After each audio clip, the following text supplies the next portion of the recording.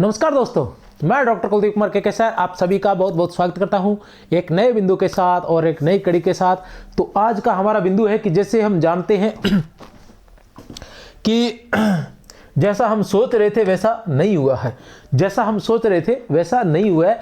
हम मतलब बहुत बड़ी भर्ती के बारे में सोच रहे थे और जैसा कि बताया जा रहा था कि बहुत बड़ी भर्ती आने वाली है, बहुत बड़े पद आने वाले हैं, लेकिन न तो व्याख्याता में उतने पद आए और न वरिष्ठ अध्यापक में। लेकिन अब क्या है कि बार बार जैसे बहुत से, जैसे मैंने भी कहा था कि बहुत ज़्यादा पद आने वाले हैं, तो उस पर क्या है कि कुछ लोगों ने कमेंट किया कि सर आप तो कहने वाले थे कि बहुत ज़्यादा पद आने वाले हैं। तो मैं आप सभी को बता दूं कि वास्तव में पद तो बहुत अधिक पड़े हैं, लेकिन उन्होंने वैकेंसी इतने पदों पर निकाली है तो कोई क्या कर सकता है। उसके बाद जैसे ही वैकेंसी वरिष्ठ अध्यापक की आई है उसके बाद न्यूज आई है और न्यूज के अंदर ये आया है कि वैकेंसी 7% पदों पर निकली है, बाकी सारे के सारे पद खाली पड़े हैं। तो इस तरह की बाकायदा न्यूज आई है, बाकायदा उसके डाटा भी आए हैं सारे के सारे। तो पद जो है वो बहुत बड़ी संख्या में खाली पड़े हैं, लेकिन वैकेंसी उन्होंने न जाने किस कारण से छोटे से पदों पर निकाली है। कोई होगा, उनका कोई राजनेता है, राजनेता की बड़ी बड़ी नीतियां होती है जो जैसे आम लोग जो है वो समझ नहीं पाते हैं। तो लेकिन ये विश्वास है फिर भी कि पद जो है वो बढ़ेंगे, 100% जो है पद बढ़ेंगे। तो ऐसी स्थिति में, लेकिन वो बढ़ेंगे वो भविष्य है, ठीक है ना। तो हमें अभी क्या करना चाहिए, क्योंकि जैसा कि प्लान हम कहते हैं ना कि किसी भी हम युद्ध करते हैं या कोई भी कार्य करते हैं तो उसमें हम प्लान जो होता है 1, 2 या 3 या A, B, C इस तरह से प्लान रखते हैं कि अगर ऐसा हुआ तो क्या होगा। कहने का तात्पर्य यह है कि हम लाभ हानि देखकर ही आगे चलते हैं, इतनी आसानी से नहीं चल पड़ते। ऐसे ही चल पड़ते हैं तो फिर नुकसान उठाना तय है, ठीक है ना। तो कैसे, जैसे कहने का मतलब है कि एक दुकानदार अगर दुकान करता है या कोई भी व्यक्ति बिजनेस करने की कोशिश करता है, कोई भी व्यापार करने की प्रयास करता है, तो उससे पहले वो सोचता है कि अगर कहीं मैं असफल हुआ तो क्या हो सकता है, किन किन कारणों से मैं असफल हो सकता हूं, किन किन कारणों से मैं सफल हो सकता हूं, ठीक है ना। उन सभी को देखा जाता है। तो हमारे पास प्लान ए था, वो एक रेगुलर प्लान था जो लगातार चलता आ रहा था, जिसके तहत हम क्या है कि भी तैयारी कर रहे थे। पद हम जितने सोचते थे उतने ही लगभग पद आते थे और हम तैयारी कर लेते थे। अब की बार पद थोड़ा सा जितना सोचा उससे काफी ज्यादा कम है, आधे से भी कम पद आए हैं। तो ऐसी स्थिति में हमारा जो प्लान है वो बड़ा ही अलग होना चाहिए। तो इसी पर मैं आगे चलकर विस्तार से बात करूंगा। इससे पहले मैं थोड़ी सी आपको सूचना दे देना चाहता हूं कि जो इस पे लिखा हुआ है कि आरपीसी फर्स्ट ग्रेड विषय हिंदी में कैटेगरी वाइज कितने फॉर्म भरे गए हैं और उसमें जो भीड़ है उस भीड़ में से हम सीट कैसे निकालें। तो इसी पर हम बात करेंगे कि आपकी क्या रणनीति होनी चाहिए, हिंदी विषय वाले किस तरह से तैयारी करें, कहां से तैयारी करें और कहां से कौन सा मैटर तैयार करें कि आपकी जो सीट है पक्की हो उसके। तो उसके लिए उससे पहले हम कैटेगरी वाइज देखेंगे कि कितने फॉर्म भरे गए हैं। तो जब कैटेगरी वाइज मैंने देखा तो मैंने देखा कि इसके अंदर अधिकतर जो फॉर्म भरे गए हैं वो महिलाओं द्वारा भरे गए हैं। तो वैसे भी हिंदी जो है वो महिलाएं थोड़ा सा ज़्यादा पढ़ती हैं और फॉर्म भी फिर ज़्यादा ही भरते हैं। तो ये है हिंदी। हिंदी में हम बात करें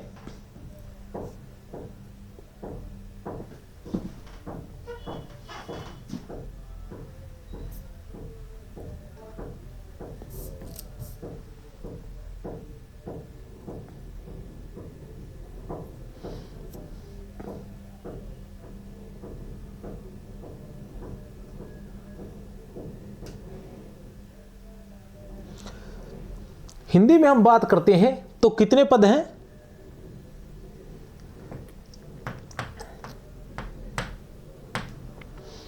ये अलग अलग दे रखे हैं। ईडब्ल्यूएस के पद जो है वो टोटल कितने भरे गए हैं,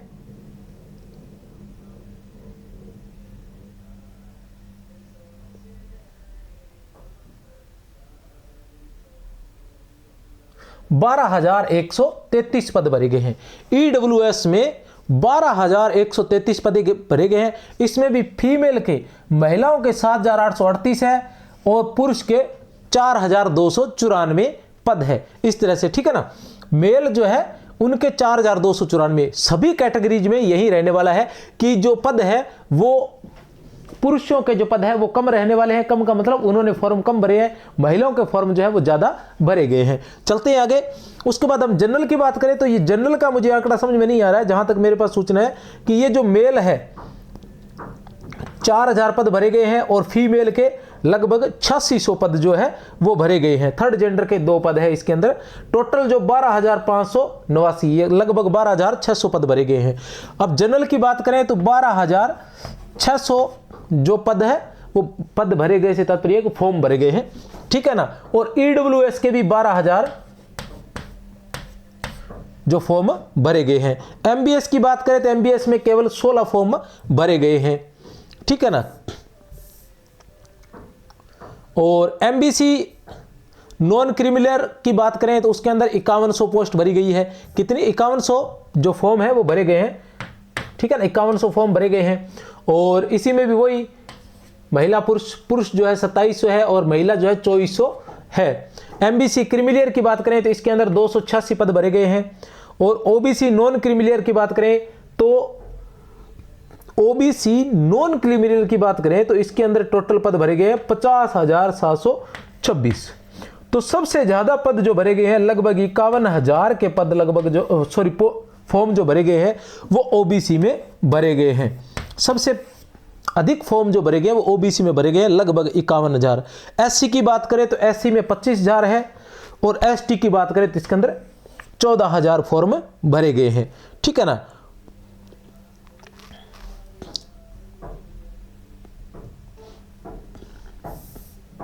टोटल हम बात करें तो 1,21,000, टोटल हम बात करें तो 1,21,000 जो फॉर्म है वो भरे गए हैं। हिंदी में कितने? वैसे सर्वाधिक ये है। इससे जो ऊपर नीचे है जैसे हिस्ट्री में 75,000, 70,000, 80,000 ऐसे कुछ 2-4 है, उनके अंदर यहाँ तक है। 80 से ऊपर और किसी में नहीं है। सर्वाधिक जो फॉर्म भरे गए हैं वो हिंदी में ही भरे गए हैं।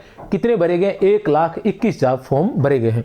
रीजन ये है कि जो घरेलू महिलाएं हैं वो अक्सर हिंदी से ही एमए करती हैं, तो उस वजह से हिंदी में फॉर्म भरने वालों की और हिंदी में एमए करने वालों की संख्या भी हमेशा जो है वो सर्वाधिक रहती है। वैसे भी हमेशा ही ऐसा हुआ है कि हिंदी में फॉर्म भरने वाले जो होते हैं उनकी संख्या सर्वाधिक ही रहती है। वैसे भी हिंदी हमारी राजभाषा है तो होना भी चाहिए कुछ न कुछ, इतना रुझान तो होना ही चाहिए। अब इतने फॉर्म भरे गए 1,21,000। कितने फॉर्म भरे गए हैं? 1,21,000 फॉर्म भरे गए हैं।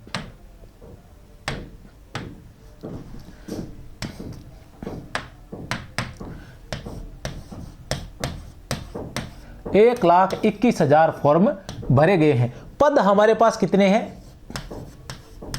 2200 है। पद हमारे पास कितने हैं? 2200 है। 2200 की हम बात करें तो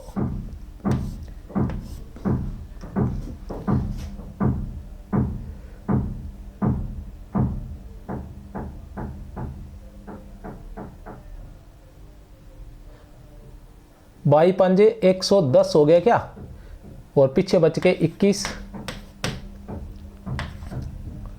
और बाई पंजे 110।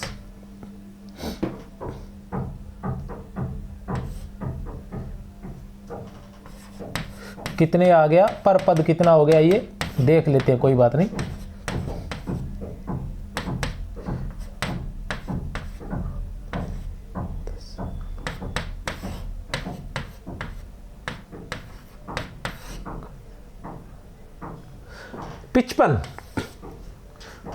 पचपन लोगों पर जो है ये जो है हमारा कंपटीशन है। एक पोस्ट पर लगभग 55 लोग है। एक पोस्ट पर लगभग 55 लोग जो है इनके साथ हमारा कंपटीशन है। तो ज़्यादा बड़ी बात मुझे तो इतना भी नहीं है, ठीक है ना। 55 पोस्टों पर है तो ठीक है ना, इतना तो हिंदी में टारगेट रहते ही है। अब ये है कि इतनी पोस्टों पर है तो इस चीज़ को कैसे निकाला जाए, ठीक है ना। मतलब मैं आपको हौसला देने के लिए कह रहा हूँ, वैसे इतना थोड़ा सा कठिन है तो कैसे इसको कैसे निकाल सकते हैं, इस पर हम बात करते हैं विस्तार से। तो जैसे कि क्या होता है कि हमारा जो पढ़ने का विद्यार्थी का हिंदी का विद्यार्थी है वो पढ़ता कैसे है। वो नॉर्मली मैंने देखा है कि वो क्या करता है, चलते चलते ही अचानक किसी चीज़ में उलझ जाता है। उलझ कैसे जाता है कि वो जो व्याकरण में घुसता है, क्योंकि पार्ट कौन कौन से हैं, हम व्याख्याता की बात करें तो कौन कौन से पार्ट है। एक पार्ट जो है वो व्याकरण का है, ठीक है। दूसरा पार्ट जो है वो है हमारे पास काव्य शास्त्र का। तीसरा पार्ट जो है वो हमारे पास साहित्य का है। चौथा पार्ट जो है वो हमारे पास या स्नातकोत्तर या स्नातक स्तरीय रचनाओं का है, स्पेशल जो रचनाएं लगी हुई है उनका है, रचनाओं का है। अब ये जो 4 पार्ट है प्रमुख रूप से इन्हीं में से पूछा जाता है। अब वो उलझ कहाँ जाता है कि वो पढ़ते पढ़ते ही जैसे काव्य शास्त्र में उलझ जाता है, वो साहित्य में उलझ जाता है, वो व्याकरण में उलझ जाता है, वो स्नातक स्तरीय में उलझ जाता है, या वो कभी कभी और कॉन्फिडेंस हो जाता है व्याकरण के मामले में कि व्याकरण तो मैं सदैव पढ़ते ही रहता हूं तो कोई समस्या नहीं है, ठीक है ना। तो ऐसी कुछ चीजें होती है कि वो चलते चलते क्या करता है कि डीप में जाने के चक्कर में एक बात, दूसरा वो क्या कर बैठता है,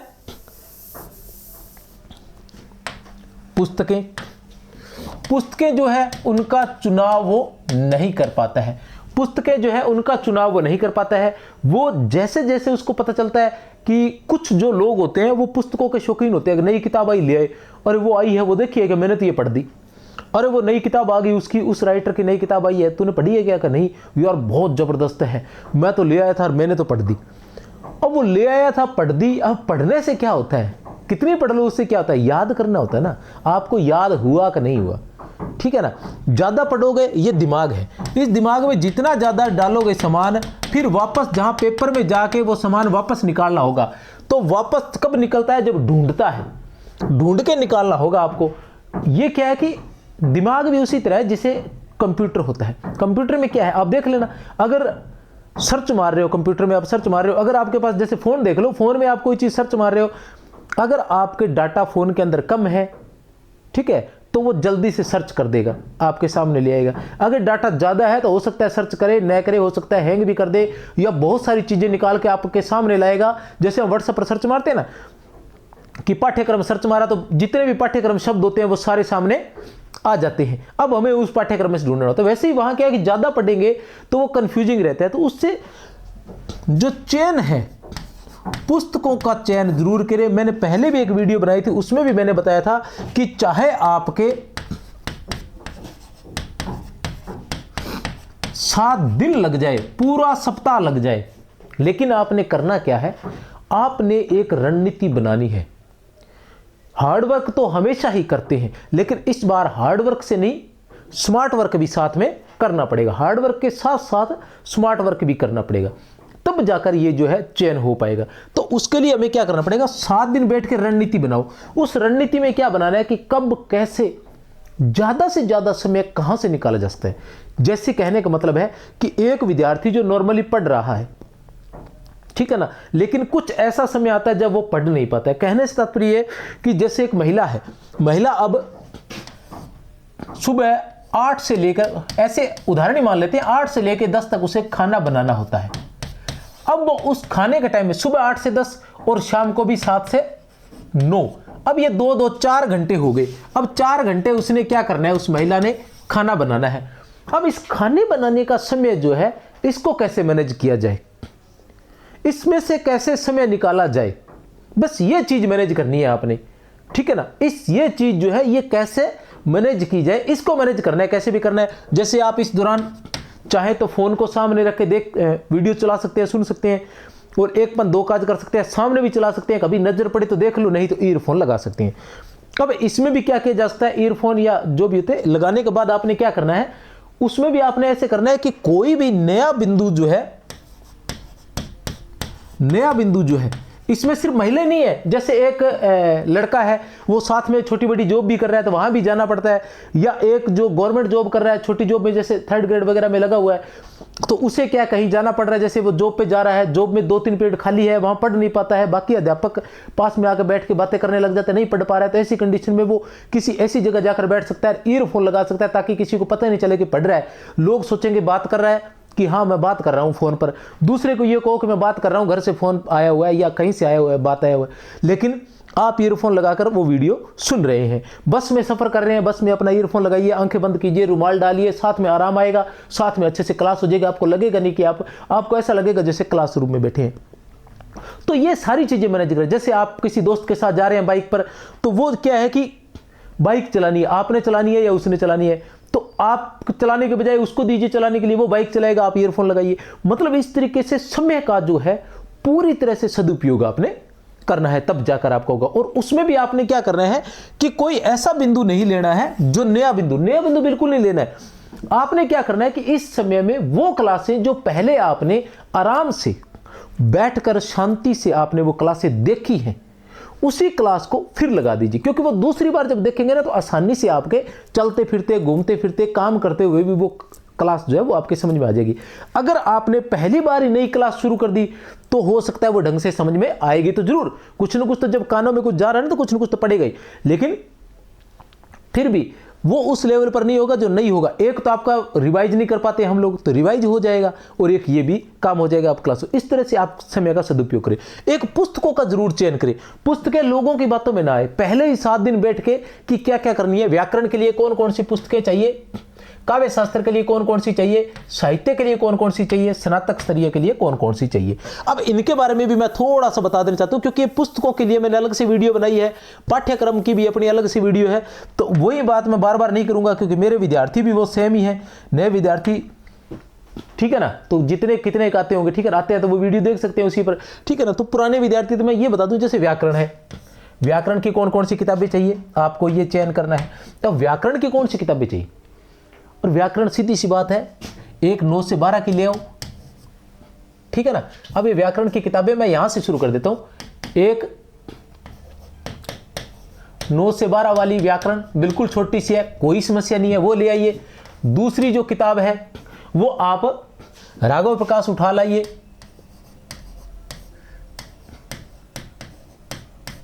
ठीक है। बस इन 2 किताबों से आप व्याकरण पढ़ते रहिए, कोई और किंतु परंतु करने की आवश्यकता नहीं है। कोई बिंदु समझ में नहीं आता है तो उस बिंदु की यूट्यूब से कोई क्लास उठा लीजिए, अगर आप किसी ने ज्वाइन नहीं कर रखा है तो यूट्यूब से कोई क्लास उठा लीजिए, वो क्लास उठाकर आप उसको अपने किसी विशेष ग्रुप में डाल लीजिए, और जब भी आपको लगे वो देख सकते हैं आप और उसको समझ सकते हैं, नहीं तो आप इन दोनों से इनको पढ़ सकते हैं। एक ऑब्जेक्टिव की जरूरत होती है, ऑब्जेक्टिव के लिए मैं पहले बता दूं, इन सभी के लिए हमारी संकुल मार्गदर्शन की 7200 नाम से, मैं यहां अलग से लिख देता हूं, ठीक है ना। कितने नाम से, 7200, कितने हैं प्यारे बच्चों, 7200 वस्तुनिष्ठ प्रश्न। कितना है, 7200 वस्तुनिष्ठ प्रश्न। संकुल मार्गदर्शन की व्याख्याता की किताब है 7200 वस्तुनिष्ठ प्रश्न, वो बाजार में उपलब्ध है।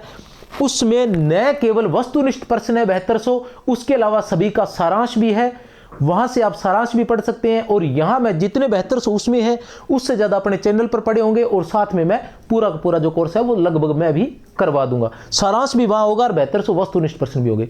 तो वो एक ऐसी चीज होगी कि जो स्पीडली आप पढ़ सकते हैं, जाने से पहले 7 दिन में आप उसको पढ़ सकते हैं। तो ऐसी किताब है, वो भी आप ला के रख सकते हैं वस्तुनिष्ठ के लिए। उसमें पिछले वर्षों में पूछे गए प्रश्न भी हैं, ठीक है ना, और नए और वर्तमान में किस प्रकार के क्वेश्चंस पूछे जाते हैं वो सारी बातें हैं।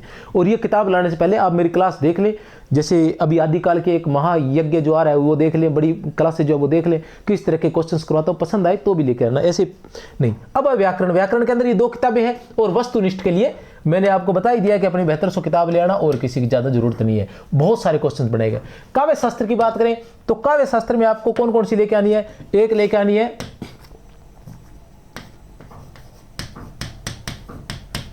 अलंकार पारिजात वाली ले आना। अब इसके अलावा क्या है, अलंकार पारिजात वाली और एक भगीरथ मिश्र की, क्योंकि ये पाश्चात्य काव्य शास्त्र के लिए है।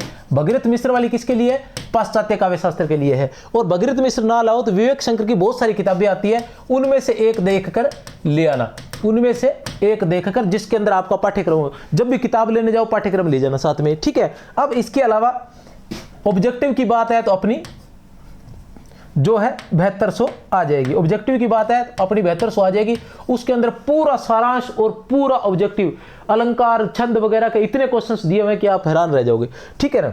अब बात करते हैं हम साहित्य की। साहित्य की बात करें तो देखो, सहायक पुस्तकों के रूप में आप शुक्ल और नगेंद्र को अपने पास रख लें, ज्यादा मत रखें, शुक्ल और नगेंद्र को रख लें। कुछ टॉपिक जो है वहां से पढ़ें और पढ़कर जो आपके नोट्स है उसमें ऐड कर लें, ठीक है ना, सिर्फ उनके चक्कर में न फंसे। और फिर भी अगर पढ़ सकते हैं तो शुक्ल स्पीडली 2-3 बार पढ़ें। स्पीड से पढ़ेंगे तो ज़्यादा समय नहीं लगता है, ज़्यादा बड़ी किताब वो शुक्ल की जो है वो है नहीं, तो आप स्पीडली, वैसे भी किताबों का मैंने विस्तार से अलग वीडियो में बनाया, लेकिन यहाँ शॉर्ट में आपको बता रहा हूँ। तो साहित्य के लिए आप क्या करेंगे, साहित्य के लिए या तो आपके, जैसे इन सभी चीज़ों में एक बात ध्यान रखें कि जैसे इन सभी चीज़ों में अगर आपके नोट्स हैं तो इनमें से कोई भी एक किताब जो नोट्स का कमी पूर्ति करती है वो हटा सकते हैं, और वो नोट्स से जो है वो यूज कर सकते हैं, ठीक है ना। अब साहित्य की बात करें, साहित्य में क्या करोगे आप, ठीक है ना। साहित्य के लिए आपको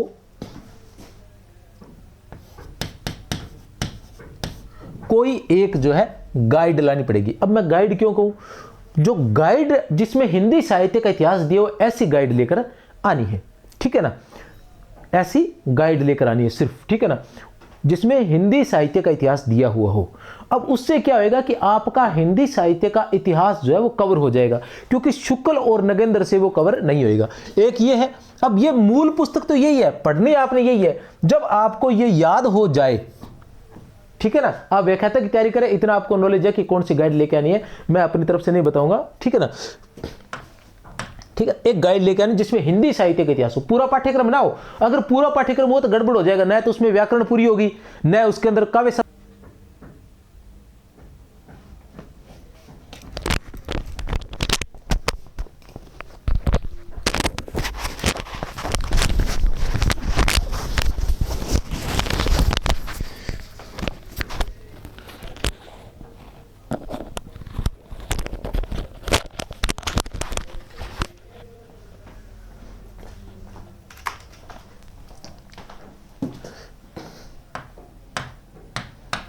साहित्य की बात करें, साहित्य की बात करें तो उसके लिए कोई गाइड ले आना। उससे क्या है कि हिंदी साहित्य का इतिहास जो है वो कवर हो जाता है, हिंदी साहित्य का इतिहास उससे कवर हो जाएगा। अब आपने क्या करना है कि जैसे आपने, क्योंकि ये पुस्तकें आपके पास होनी चाहिए, व्याख्याता की तैयारी करो, ये पुस्तकें तो आपके होनी चाहिए। जैसे शुक्ल है और नगेंद्र है, वैसे तो नगेंद्र जो है अपने आप में एक गाइड ही है, नगेंद्र जो है वो अपने आप में एक गाइड ही है, ये दोनों आपके पास होनी चाहिए।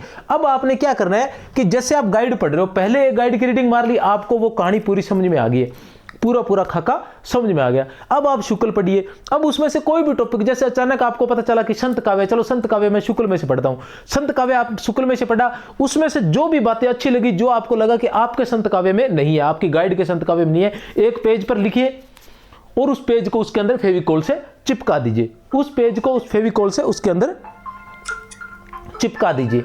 अपने आप आपका क्या है कि पाठ्यक्रम जो है वो पूरा हो जाएगा।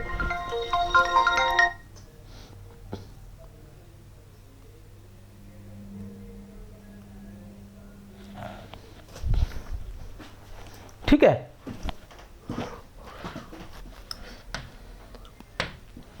इस तरह से इसको तैयार कर सकते हैं। अब स्नातक स्तरीय की बात करें तो स्नातक स्तरीय के दो तरीके हैं।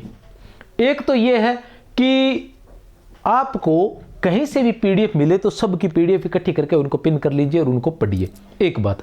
नहीं तो बाजार के अंदर छोटी पुस्तकें आती हैं, छोटी छोटी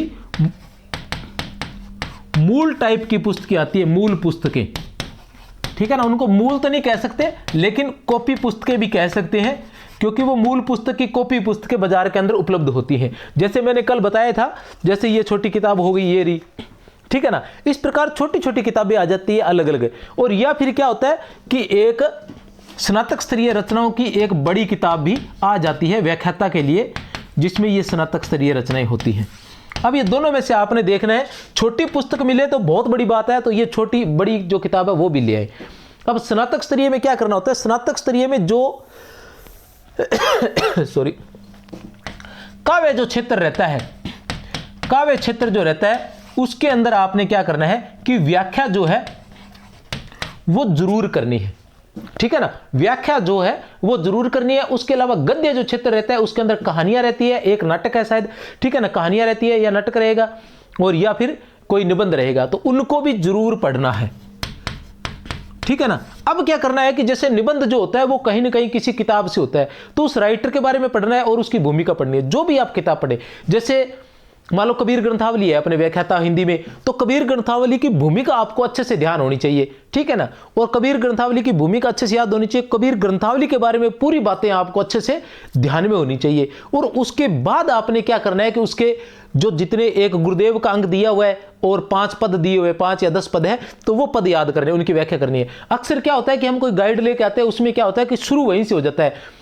कि अंग की व्याख्या से शुरू हो जाता है और उसके बाद पद व्याख्या शुरू हो जाता है। तो वो व्याख्या तो कर ली, ठीक है, लेकिन उसकी भूमिका या पूरी कबीर ग्रंथावली के बारे में हमने कुछ भी नहीं प्राप्त किया, तो वो जरूर करें, वहां से क्वेश्चंस पूछे जाते हैं। इसी तरह रामचरितमानस का बालकांड है, तो उसके बारे में आपको ध्यान होना चाहिए, ठीक है ना। तो यहां मैं इतनी बड़ी विस्तार से बातें नहीं बताने वाला हूं, ठीक है ना। मैं तो सिर्फ इतने बताने वाला हूं कि आपने किस तरह से तैयारी करनी है कि आगे जा सके। तो ये सारा जो खाका है, इसको और अच्छे तरीके से आप अपने तरीके से, अपने टाइम रूटीन के तरीके से उसको तैयार कर सकते हैं। और उसको तैयार करके और फिर पढ़ने बैठ जाइए। और एक बात फिर मैं बार बार बता रहा हूं, हर टीचर यही बात बताता है कि रिवाइज करते रहें, रिवाइज करते रहें, रिवाइज करते रहें। जब भी समय मिले रिवाइज करें। जैसे मान लो काव्य शास्त्र का कोई टॉपिक है, भारतीय काव्य शास्त्र और पाश्चात्य काव्य शास्त्र का कोई टॉपिक है, आपने आज पढ़ा है, आपने व्याकरण से शुरू कर दिया, आपने व्याकरण से शुरू किया पढ़ना, और व्याकरण से शुरू किया, कम से कम पाठ्यक्रम को नॉर्मल विद्यार्थी के लिए 3 महीने लग जाते हैं, कम से कम बता रहा हूं, ठीक है ना। अधिकतर तो 6 माह में भी पूरा नहीं होता है विद्यार्थियों से। अब मैं मानता हूं कि 3 माह में आपका पूरा हो गया, लेकिन अगर पहले टॉपिक को आपने रिवाइज नहीं किया, तो जिस टॉपिक को पढ़े हुए आपको 3 महीने हो गए, 3 महीने बाद आप वापस उसको पढ़ोगे तो वो नए पढ़े जैसा ही नजर आएगा, आपको लगेगा कि आप पहली बार ही पढ़ रहे हो। तो इसलिए इन बातों का ध्यान रखें कि रिवाइज बीच बीच में जरूर करते रहें, और विशेषकर उन टॉपिकों को रिवाइज करते रहें।